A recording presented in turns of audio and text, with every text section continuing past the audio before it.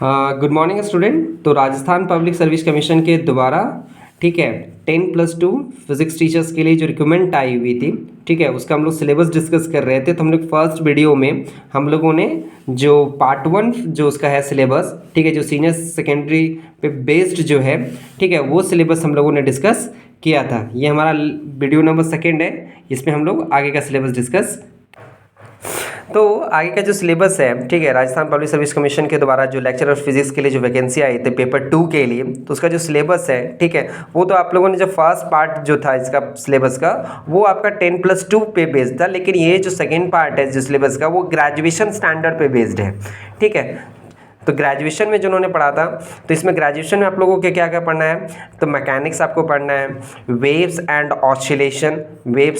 Oscillation, electromagnetism आपको पढ़ने हैं, थर्मोडायनामिक्स एंड स्टैटिकल फिजिक्स आपको कवर करना है, इलेक्ट्रॉनिक्स एंड सर्किट एनालिसिस आपको करना है, optics, quantum mechanics, spectroscopic, nuclear physics and solid state physics. तो ये जो आपको सिलेबस जो दिख रहा है वो आपका ग्रेजुएशन स्टैंडर्ड पे है, ठीक है। तो आपको डिफरेंट राइटर्स के जो बुक्स आपने जो ग्रेजुएशन में पढ़ रखे थे, ग्रेजुएशन के नोट्स जो आपने तब वो उसको आप वहाँ से इसको रिकॉल कीजिएगा, तो ये आपको कवर अप हो जाएगा।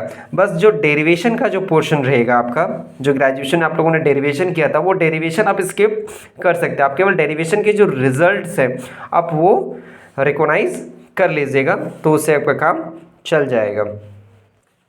और बाकी जो सिलेबस है आपका, मतलब जो पार्ट 3 है आपका, वो है आपका पोस्ट ग्रेजुएशन स्टैंडर्ड पे। जो अपने पोस्ट ग्रेजुएशन स्टैंडर्ड पे आपने जो पढ़ रखा था, तो पोस्ट ग्रेजुएशन स्टैंडर्ड पे था आपका मैथमेटिकल फिजिक्स, क्लासिकल फिजिक्स, ठीक है। मैथमेटिकल फिजिक्स आपको ग्रेजुएशन स्टैंडर्ड पे भी था और पोस्ट ग्रेजुएशन में भी था, ठीक है। तो आपको दोनों को कंबाइन करके आपको मैथमेटिकल फिजिक्स पढ़ना है, ठीक है। फिर classical physics, electricity and magnetism, thermodynamics and statistical physics, quantum physics, electronics, Atomics, molecular and solid state, nuclear and particle physics. तो ये जो आपका सिलेबस है फिजिक्स का, वो आपका पोस्ट ग्रेजुएशन स्टैंडर्ड पे आपका सिलेबस है, ठीक है।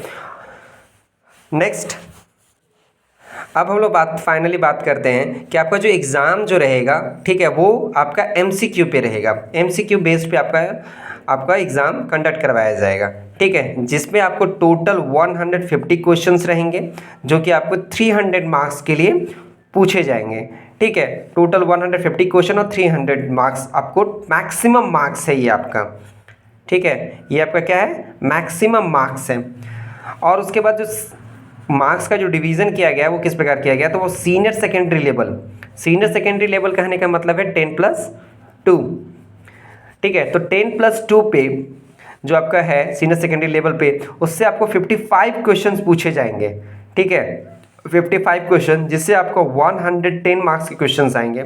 ग्रेजुएशन लेवल पे भी आपको 55 क्वेश्चंस रहेंगे, ठीक है, जिससे भी आपको 110 मार्क्स के क्वेश्चंस आएंगे।